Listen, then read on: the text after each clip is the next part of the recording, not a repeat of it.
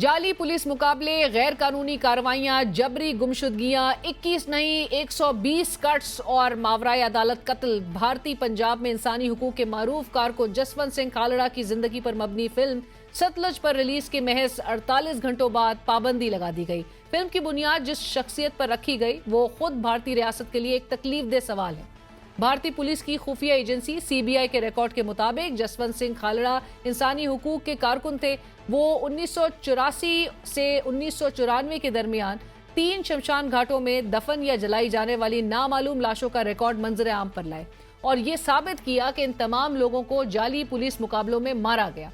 इस कहानी का सबसे तल्ख पहलू ये है कि नामालूम लाशों का सुराग लगाने वाला ही एक दिन गायब हो गया। सीबीआई रिपोर्ट साफ अल्फाज में कहती है कि मकामी पुलिस अफसरान ने उनके अगवा की साजिश तैयार की क्योंकि मावराए अदालत कत्ल के इंकशाफात पुलिस को नागवार गुजर रहे थे। सीबीआई के मुताबिक 6 सितंबर 1995 को अमृतसर के कबीर पार्क में वाक़ उनके घर से जसवंत सिंह खालड़ा को अगवा किया गया। गैर कानूनी हिरासत में तशद्दुद के बाद उन्हें कत्ल करके लाश हरीके के करीब एक नहर में फेंक दी गई। Film critic circle of India के बानी रुकन और इंसाइक्लोपीडिया ऑफ हिंदी सिनेमा के एडिटोरियल बोर्ड के रुकन साइबल चैटर्जी साहब ने खुसूसी तौर पर हमारे प्रोग्राम के लिए सतलुज पर तबसरा करते हुए कहा कि एक मिसाली दुनिया और जमहूरी माशरे में किसी फिल्म पर पाबंदी नहीं लगनी चाहिए सिवाय उस सूरत में कि जब अमन व अमान मुतासर होने का हकीकी खदशा मौजूद हो। सतलुज से ऐसा कोई खतरा लाहक नहीं। ये सिर्फ एक ऐसे पुरआशोब दौर की दास्तान बयान करती है जिसमें मावराए अदालत कत्ल, गिरफ्तारियां और हलाकतें हुई। तारीख पर मबनी ये फिल्म याद करवाती है कि जब रियासत और कानून नाफिज करने वाले इदारे इंसानी हुकूक की खिलाफ वर्जी करें और उन्हें जवाबदेही का खौफ ना हो तो क्या कुछ हो सकता है। गालिबन यही वजह है कि इस फिल्म को स्ट्रीमिंग प्लेटफॉर्म से हटा दिया गया और बज़ाहिर ये इकदाम सरकारी हलकों के दबाव के तहत किया गया। वो फिल्में जो तल्ख और मुश्किल सवालात उठाती हैं हमेशा सेंसरशिप की जद में रहती हैं। आज के भारत में सिर्फ वही प्रोपेगेंडा फिल्में बिला रोक टोक आवाम तक पहुंचने दी जाती हैं जो माजी और हाल के बारे में तशद्दुद पर मबनी ख्यालात को फरोग देती हैं। यकीनन ये आवाम का हक है कि वो खुद फैसला करे कि क्या देखना वो चाहते हैं और क्या मुस्तरद करना चाहते हैं, लेकिन सेंसरशिप का निज़ाम इस उसूल पर नहीं चलता। उसके पास ये इख्तियार होता है कि वो तय करे कि आवाम के लिए क्या मौजू है और क्या नहीं। बिलाशुबा ये एक इंतहाई अफसोसनाक सूरत हाल है। सतलुज को रिलीज की मंजूरी के लिए तकरीबन 4 साल तक इंतजार करना पड़ा। फिल्म का नाम पहले घलूघारा था, बाद में उसे पंजाब 95 किया गया और बिलाखिर सतलुज के नाम से रिलीज हुई। हिदायतकार कहते हैं कि नाम की तब्दीली उनकी अपनी ख्वाहिश नहीं थी बल्कि उन्हें ऐसा करने पर मजबूर किया गया। वो बताते हैं कि भारतीय central board of film certification ने इब्तिदा में 21 कट्स तजवीज किए लेकिन बाद में बगैर कोई वजह बताए ये तादाद 120 से तजावुज कर गई। हिदायतकार ने इंकशाफ किया कि फिल्म साजों से मरकजी किरदार जिसकी बायोपिक बनने जा रही थी जसवंत सिंह खालड़ा, उनका नाम हटाने का ही मुतालबा कर दिया गया। फिल्म में मरकजी किरदार अदा करने वाले दिलजीत दोसांझ कहते हैं कि 1900 में आवाज दबाई गई थी, आज 2026 में भी बात नहीं करने दी जा रही। फिल्म में तो सिर्फ वही कुछ दिखाया गया जो अदालतों ने फैसला दिया था। भारतीय पंजाब ने सतलुज पर पाबंदी का जवाब कुछ यूं दिया कि गली गली शहर शहर फिल्म की स्क्रीनिंग जारी है और अवाम सैकड़ों की तादाद में इकट्ठे होकर फिल्म देख रहे हैं। भारत खुद को दुनिया की सबसे बड़ी जमहूरियत कहता है, मगर जब भी भारतीय पंजाब की तारीख, सिखों के जख्मों या रियासती जबर के सवालात सामने आते हैं तो ये जमहूरियत अचानक खौफजदा हो जाती है। अलबत्ता भारतीय सियासतदानों के दावे देखे जाएं तो ऐसा मालूम होता है कि जैसे भारत जैसी मिसाली जमहूरियत किसी और मुल्क में है ही नहीं। मोदी जी के दावों और भारतीय जमहूरियत के झूठे बयानिए का फिल्म में पर्दा चाक किया गया। जसवंत सिंह की कैनेडियन पार्लियामेंट में की गई तकरीर पर फिल्माए गए सीन में वो कहते हैं कि हमें आतंकवादी या फिरका परस्त कहने वाले जिनको अमन का मसीहा और जमहूरियत का पैगंबर मानते हैं पहले उनकी असलियत जान ले, फिर हमें बताए कि आतंकवादी कौन है, सत्यवादी कौन। फिल्म में जसवंत सिंह खालड़ा की अज़म की अक्कासी करते हुए दिखाया गया है कि एक मकाम पर वो पूरी तरह मायूस हो चुके होते हैं लेकिन वो उम्मीद का दामन थामे हुए कहते हैं कि मैं अंधेरे को चैलेंज करता हूँ, अंधेरा चाहे कितना ही गहरा क्यों ना हो, मैं अपने पास से उजाला फैलाऊंगा। नामसाइब हालात में कत्ल हो जाने वाले मारूफ गुलकार सिद्धू मूसेवाला ने भारतीय पंजाब के साथ सरकार की ज्यादतियों का जिक्र करते हुए कहा था कि जब हम हुकूक की बात करते हैं तो हमें आतंकवादी कहा जाता है, लेकिन जब हम मुल्क के लिए जान देते हैं तो उस वक्त तो हमें देशभक्त नहीं कहा जाता। हमें प्रोग्राम में ज्वाइन कर रहे हैं जनाब गुरपतवंत सिंह बन्नू जी, जो कि खालिस्तान मूवमेंट के रहनुमा हैं। बहुत शुक्रिया, सत श्री अकाल जी भैन, ਤੁਹਾਨੂੰ ਵੀ ਤੇ ਪੂਰੇ ਪਾਕਿਸਤਾਨ ਦੇ ਆਵਾਮ, ਸਰਕਾਰ ਤੇ ਫੌਜ ਨੂੰ ਵਾਹਿਗੁਰੂ ਜੀ ਕਾ ਖਾਲਸਾ, ਵਾਹਿਗੁਰੂ ਜੀ ਕੀ फतेह जी। और हमारे साथ प्रोग्राम में मौजूद हैं फवाद चौधरी साहब, साबिक वफाकी वजीर, सीनियर सियासतदान हैं। फवाद साहब अस्सलाम वालेकुम, बहुत शुक्रिया आपका भी प्रोग्राम में ज्वाइन करने के लिए। और आपकी चूंकि जो स्टेटमेंट्स होती हैं, आपका जो गुफ्तगू होती है, वो भारत में बहुत ज़्यादा एक रिएक्शन ट्रिगर कर देती है। और आपने सतलुज मूवी के इस बैन को लेके भी आपने जो गुफ्तगू की, आपने जो इस मूवी को देखने की ख्वाहिश का इजहार किया, मैं उस पर भी आऊँगी। लेकिन गुफ्तगू का आगाज़ गुरपतवंत सिंह जी आपसे ये ज़रूर बताइएगा कि जसवंत सिंह जी पर मबनी ये मूवी, ये फिल्म बनाई गई, जिस तरह मैंने मेंशन किया 120 एडिट्स के साथ ये जब रिलीज होती है, रिलीज के 48 घंटे बाद इसको बैन कर दिया जाता है भारत में। बैन करना हमें क्या बता रहा है, और इस मूवी में आखिर ऐसा क्या था आपके ख्याल में?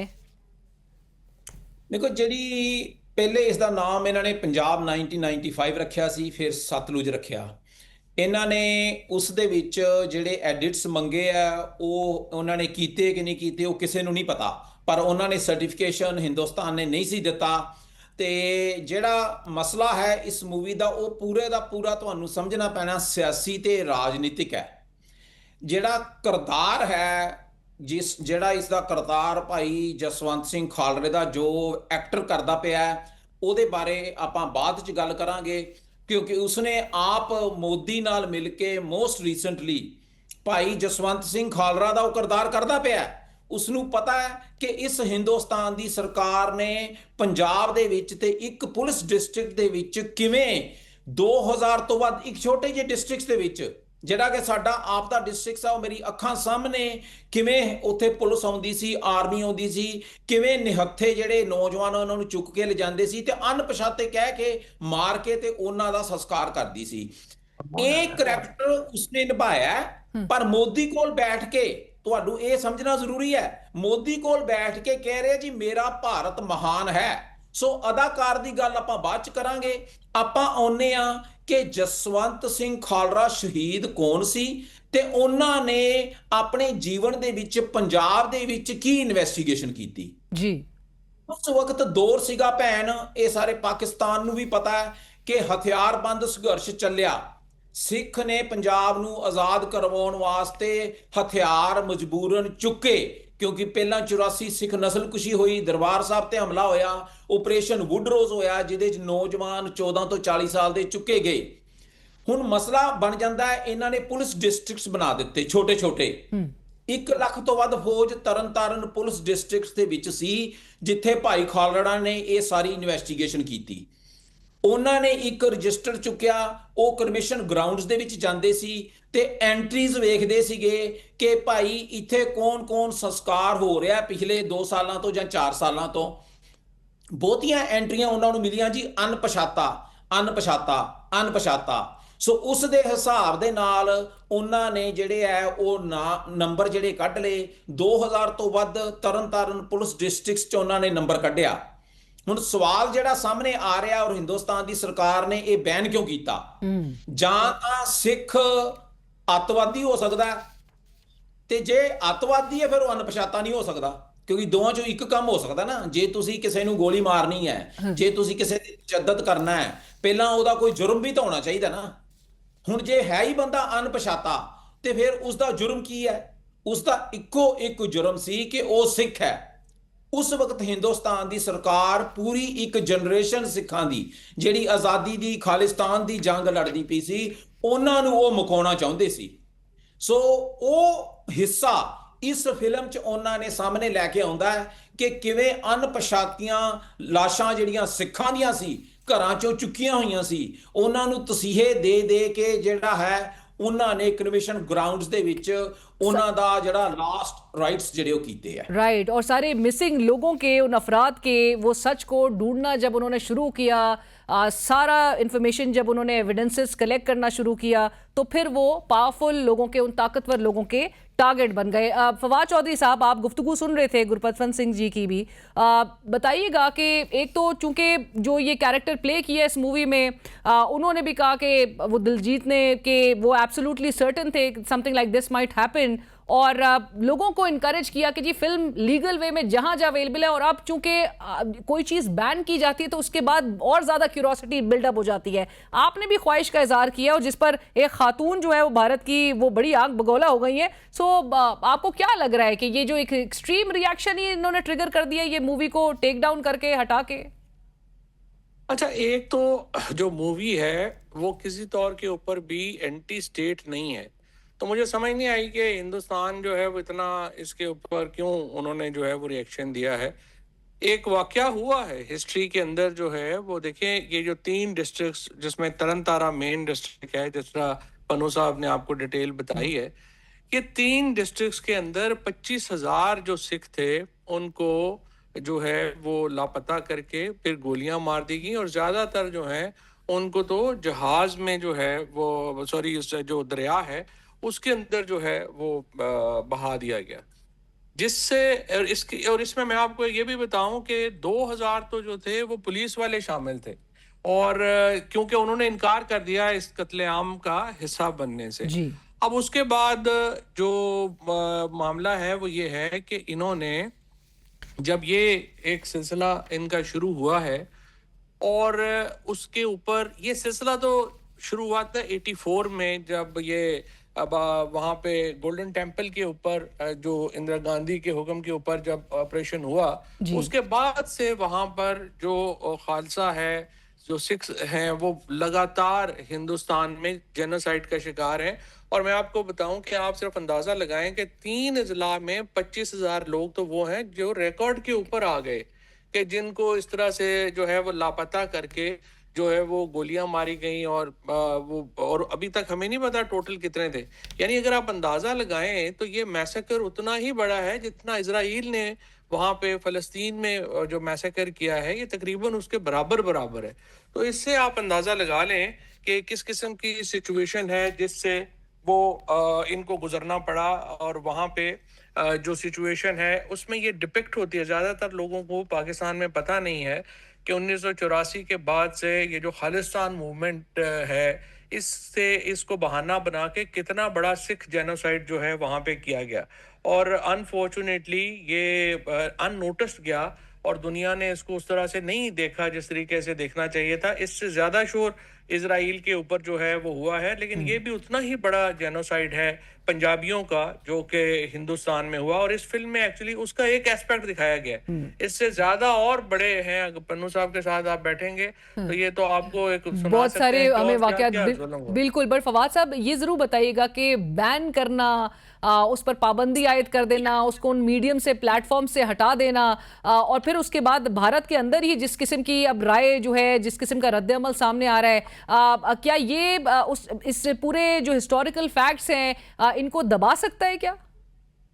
अच्छा, देखिए, बेसिकली जो सेंसरशिप होती है ना, या इस तरह के जो बैन है, ये बुनियादी तौर के ऊपर जो हुकूमत की, रियासत की कमजोरी का इजहार होते हैं, कि जब आपके पास आर्गुमेंट कोई नहीं है तो आपने जब बता दिया। हालांकि अब ये फिल्म तो मैंने अब देख ली है पाकिस्तान के अंदर, तो मुझे तो इस पे भी हैरत हुई कि वहां पे एक्चुअली इस फिल्म के अंदर एक बैलेंस करने की भी कोशिश की गई है। वो बताया है कि जो सीबीआई का ऑफिसर है उसने जाके पूरी छानबीन की और independent the, and they actually accused जो वहाँ के लोकल पुलिस वाले थे उन्हीं को ऊपर जो है वो सारा मुद्दा डाल दिया। हालांकि ये सिर्फ सरकार, पुलिस वाले तो इतना बड़ा जेनोसाइड नहीं कर सकते ना। जाहिर है कि इसके अंदर सियासतदान पूरी तरह मुलव्वस थे, और एक बड़ी मशहूर उस वक्त स्टेटमेंट दी थी कि जब बड़ा कोई दरख्त गिरता है तो फिर नीचे जो है आने वाले जो है वो नहीं बचते।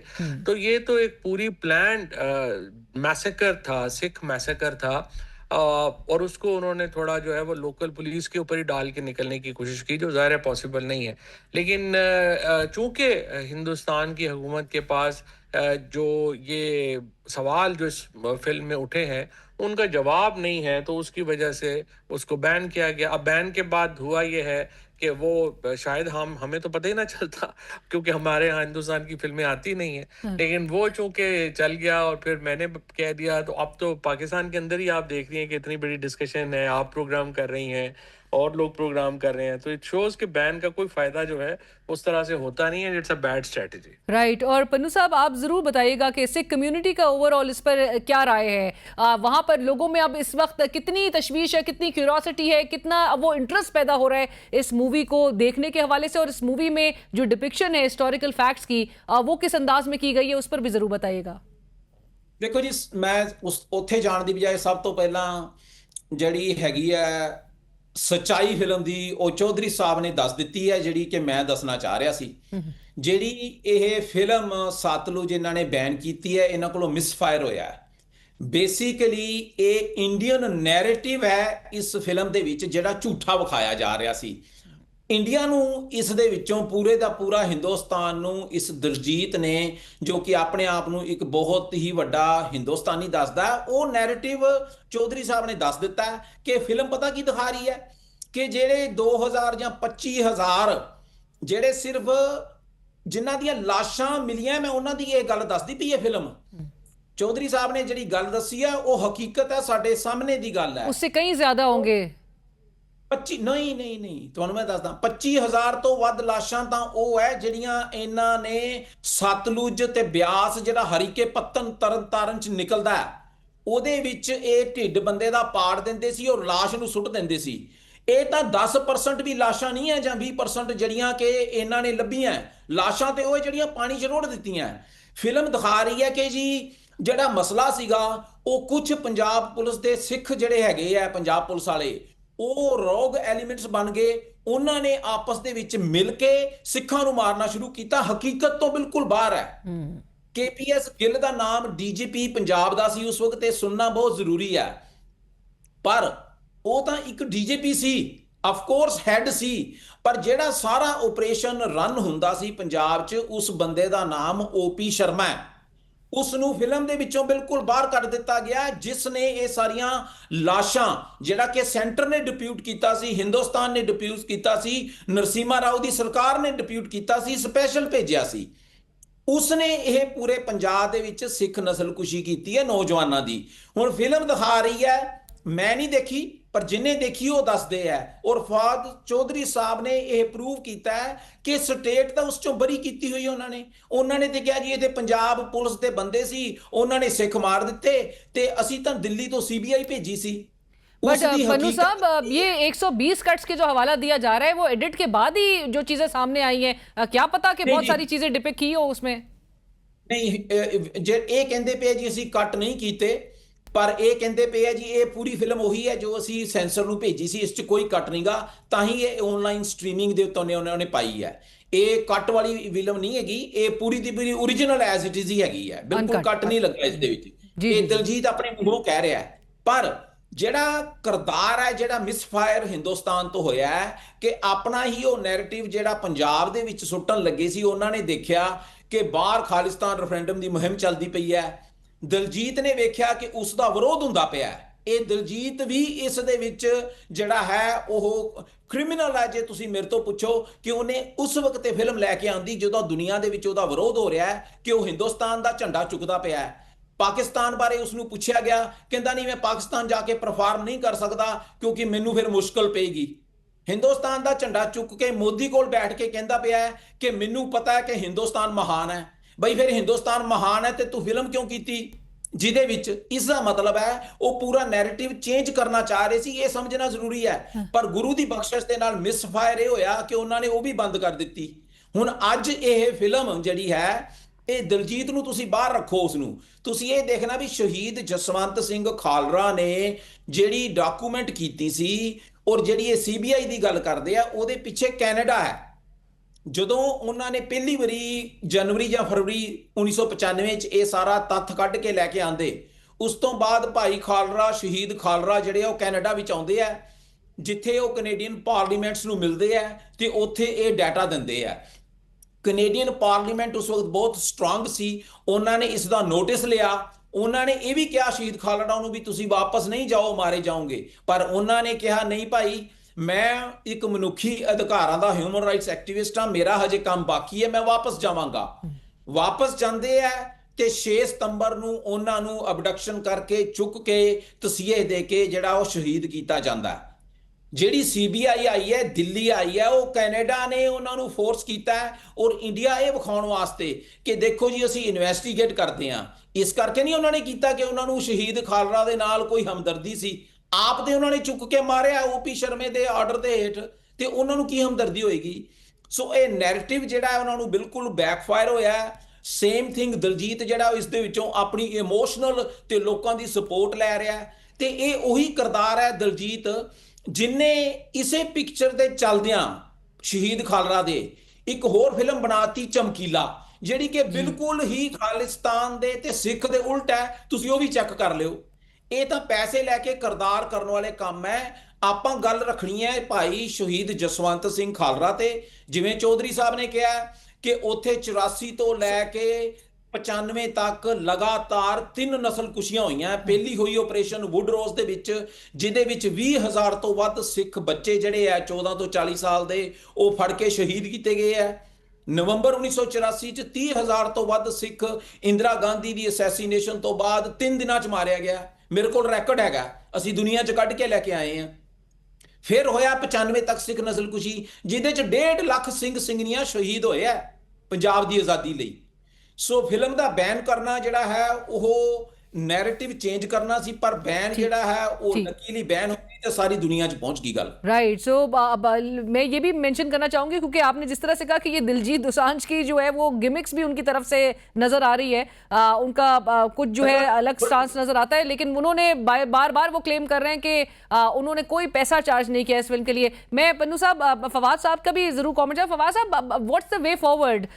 फिल्म आई, फिल्म बैन की गई, फिल्म के जो डायरेक्टर हैं वो कह रहे हैं कि इंपॉर्टेंट हिस्टोरिकल स्टोरी जो है उसको ऑडियंसेस के लिए छोड़ देना चाहिए था कि ऑडियंसेस जो है वो जज करते rather than preventing it from being seen. आज हकीकत यह है कि भारत में जो क्रिटिक्स है, फिल्म क्रिटिक्स, वो तक इस बात पर शोर मचा रहे हैं कि एटलीस्ट फिल्म को जो है वो लेट द ऑडियंस जज। जी बिल्कुल, ऑडियंस जो है उनका तो काम है ही है कि वो जो है वो उसको जज करेंगे, लेकिन ये फैक्ट्स को जो सप्रेस किया जा रहा है मुसलसल भारत की जानिब से, और आपने भी जिस तरह से आपको भी सोशल मीडिया पे बड़ा एक रद्द-ए-अमल का सामना करना पड़ा है, और उम्मीद है कि इस प्रोग्राम के बाद आपको मजीद रद्द-ए-अमल का सामना वहां से करना पड़ेगा। वैसे मेरे पे तो जो ये हिंदू महासभा बीजेपी वाले वैसे ही मेहरबान है, तो वो तो मुझे हर किसी न किसी वक्त जो है वो होते ही रहता है। मेरे पे आपको पता है जो एक्सट्रीमिस्ट है वो सारे ही मेहरबान है, तो इसलिए वो मैं तो इतना ज्यादा इसको वजन नहीं देता। देखिए सीधी बात है, ये जिस तरह पन्नू साहब ने अभी कहा है ना, ये देखें ये तारीख का एक बहुत बड़ा सवाल है, और तारीख के सवालों के जवाब जो हैं वो रियासतें और हुकूमतें जो हैं अगर उनको समझती हैं कि वो बैन करके और वो आज के दौर में जो है वो बैन करके हम सवालों से बच जाएंगे, तो देखें ये मुमकिन नहीं है। पन्नू साहब, आपसे लास्ट कमेंट इसी से मुतालिक, आपकी जो खालिस्तान मूवमेंट है, इस किस्म के भारतीय इकदाम, चाहे आप बिल्कुल अग्री नहीं करते कि सतलुज में जिस तरह की डिपिक्शन है आपको उस पर भी एतराज़ है, बट ऑन द होल जो सिख कम्युनिटी है, जो खालिस्तान तहरीक का जो कॉज है, उसको भारत की जानिब से इस किस्म के इकदाम और जो हिस्टोरिकल फैक्ट्स है उसके ऊपर पर्दा डालने की जो ये तमाम कोशिशें हैं, वो कितनी आपकी इस मूवमेंट को मजीद स्ट्रेंथन करता है, मजीद तकवीत पहुंचाता है, और फिर लोगों में इस कॉज के लिए मजीद आवाज उठाने के लिए उनको आगे करता है? देखो ये ना बड़ा जिन्हों कहते हैं आई डोंट नो की लफज होंदा है, पचीदा असी कहने भी बड़ा टेढ़ा काम होंदा है, जी आजादी लैनी है ना, बड़ी कॉम्प्लीकेटेड काम है कि एक पासे वो चेहरा जिहड़ा कि मोदी कोल बैठ के कह रहा है कि हिंदुस्तान जिहड़ा महान है भारत, उही दलजीत जिन्हें 84 सिख नस्लकुशी, खून का बदला खून अमिताभ बच्चन ने की, उही चेहरा खालड़ा बनता है, उही अमिताभ बच्चन दे पैरां 'च जाके 31 अक्तूबर ਨੂੰ जिस दिन उसने एक काल ਦਿੱਤੀ ਸੀ ਉਹਦੇ ਪੈਰਾਂ ਦੇ ਵਿੱਚ ਹੱਥ ਲਗਾਉਂਦਾ ਹੈ। ਉਹੀ ਦਿਲਜੀਤ ਜਿਹੜਾ ਖਾਲੜਾ ਬਣਦਾ ਹੈ, ਉਹੀ ਦਿਲਜੀਤ 1 ਨਵੰਬਰ 1984 ਜਦੋਂ ਸਿੱਖ ਨਸਲਕੁਸ਼ੀ ਹੁੰਦੀ ਹੈ ਤੇ ਉਹ ਉਸ ਨੂੰ ਨਾਰਮਲਾਈਜ਼ ਕਰਨ ਵਾਸਤੇ ਆਸਟ੍ਰੇਲੀਆ ਔਰ ਨਿਊਜ਼ੀਲੈਂਡ ਦੇ ਵਿੱਚ ਉਸ ਦਿਨ ਪ੍ਰੋਗਰਾਮ ਕਰਦਾ ਹੈ ਜਿਸ ਦਿਨ ਸਾਡੀਆਂ ਧੀਆਂ ਭੈਣਾਂ ਦੀਆਂ ਇੱਜ਼ਤਾਂ ਲੁੱਟੀਆਂ ਜਾ ਰਹੀਆਂ। ਸੋ ਇਹ ਇੰਨਾ ਸਿੰਪਲ ਸਬਜੈਕਟ ਨਹੀਂ ਤੁਸੀਂ ਸਮਝੋ ਕਿ ਉਹ ਦਲਜੀਤ ਜਿਹੜਾ ਹੈ ਉਹ ਇਸ ਫਿਲਮ 'ਚ ਬਿਨਾਂ ਪੈਸੇ ਲੈ ਕੇ ਕੰਮ ਕਰ ਗਿਆ, ਪਰ ਤੁਸੀਂ ਨੈਰੇਟਿਵ ਦੇਖੋ ਜਿਹੜਾ ਕਿ ਚੌਧਰੀ ਸਾਹਿਬ ਜਾਂ ਜਿਹੜਾ ਇੱਕ ਅੱਖ ਰੱਖਦਾ ਹੈ, ਇੰਟੈਲੈਕਟ ਰੱਖਦਾ ਹੈ, ਜਿਹੜਾ ਪੋਲੀਟੀਸ਼ੀਅਨ ਹੈ, ਉਹ ਸਮਝਦਾ ਇਸ ਗੱਲ ਨੂੰ ਵੀ ਇਹ ਮਸਲਾ ਕੀ ਹੈ ਇਸ ਦੇ ਪਿੱਛੇ। ਪਰ ਗੁਰੂ ਦੀ ਤੇ ਅੱਲਾ ਦੀ ਸਿੱਖ ਪੰਥ ਤੇ ਬਖਸ਼ਿਸ਼ ਇਹ ਹੋਈ ਹੈ ਕਿ ਹਿੰਦੁਸਤਾਨ ਨੇ ਉਹ ਬੈਨ ਕਰ ਦਿੱਤੀ। ਜਿਹੜੀ ਗੱਲ ਉਹ ਤੁਹਾਡੇ ਉਲਟ ਕਰਨਾ ਚਾਹ ਰਹੇ ਸੀ ਉਹ ਤੁਹਾਡੇ ਹੱਕ ਦੇ ਵਿੱਚ ਆ ਗਈ। ਅੱਜ ਉਹ ਹੱਕ 'ਚ ਇਦਾਂ ਆ ਗਈ ਕਿ ਖਾਲਿਸਤਾਨ ਰੈਫਰੈਂਡਮ ਦੀਆਂ ਵੋਟਾਂ ਜਿਹੜੀਆਂ ਉਹ 16 ਅਗਸਤ ਨੂੰ ਅਸੀਂ ਪਾ ਰਹੇ ਹਾਂ, ਜਿੱਦਣ ਇੰਡੀਆ ਕਹਿੰਦਾ ਜੀ ਅਸੀਂ ਆਜ਼ਾਦੀ ਲਈ ਹੈ ਤੇ ਸਿੱਖ ਜਿਹੜੇ ਆ ਉਹ ਕਹਿੰਦੇ ਜੀ ਅਸੀਂ ਆਜ਼ਾਦ ਹਾਂ, ਉਦੋਂ ਅਸੀਂ ਖਾਲਿਸਤਾਨ ਰੈਫਰੈਂਡਮ ਦੀਆਂ ਵੋਟਾਂ ਪਾ ਰਹੇ ਹਾਂ। ਪਰ ਆਵਾਮ ਦੇ ਵਿੱਚ ਪਤਾ ਕੀ ਗੱਲ ਚੱਲਦੀ ਪਈ ਹੈ? ਦੇਖੋ ਜੀ, ਉਹਨਾਂ ਨੇ ਦਿਲਜੀਤ ਦੀ ਫਿਲਮ ਜਿਹੜੀ ਹੈ ਬੰਦ ਕਰਤੀ। This isn't about Diljit, this is about Shaheed Jaswant Singh Khalra, this is about the genocide that India committed, this is about the genocide that India committed, and now they want to change the narrative that this was between some police officers who were wrong and between Sikhs. So ਇਹ ਸਾਰੇ ਦਾ ਸਾਰਾ ban ਹੋਣਾ ਜਿਹੜਾ ਉਹ ਸਾਡੇ ਹੱਕ ਦੇ ਵਿੱਚ ਆਇਆ ਹੈ, ਪਰ ਜਿਹੜਾ ਉਸ ਦੇ ਪਿੱਛੇ ਚਿਹਰਾ ਹੈ ਉਹ ਹਿੰਦੁਸਤਾਨੀ। राइट पन्नू साहब, बहुत शुक्रिया। पाकिस्तान जिंदाबाद, खालिस्तान जिंदाबाद। बहुत शुक्रिया, thank you so much sir for joining us. Program में वक्त हुआ एक ब्रेक का, हमारे साथ